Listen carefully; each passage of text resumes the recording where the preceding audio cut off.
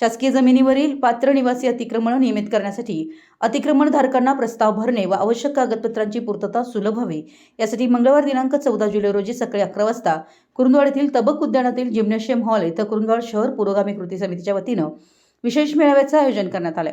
या मेळाव्यात पात्र अतिक्रमणधारकांचे प्रस्ताव जागेवरच तयार करून ते पालिका प्रशासनाकडे जमा करण्यात येणार असल्याची माहिती समितीचे शाहीर आवळे सुनील कुरुंदवाडे यांनी दिली आहे.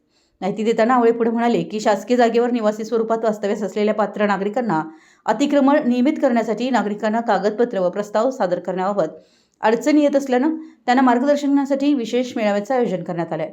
मेळाव्यात उपस्थित तज्ज्ञांच्या मार्गदर्शनाखाली पात्र नागरिकांचे प्रस्ताव विहित नमुन्यात भरून आवश्यक कागदपत्रांसह पूर्ण करून सदर प्रस्ताव संबंधित अतिक्रमणधारकांच्या वतीनं कुरुंदवाड नगरपालिकेकडे जमा करण्यात येणार आहेत.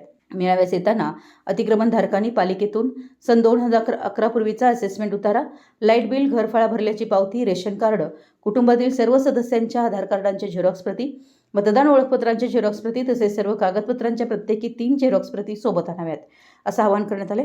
यावेळी सिकंदर सारवान, बाबासाहेब गावडे, अयूब मानगावे, सिकंदर बागवान, अर्शद बागवान, राजेंद्र देवकाते, नागेश सावगावे यांच्यासह समितीचे पदाधिकारी व कार्यकर्ते उपस्थित होते. मराठी एस न्यूजसाठी कुरुंदवाडहून संदीप अडसूळ.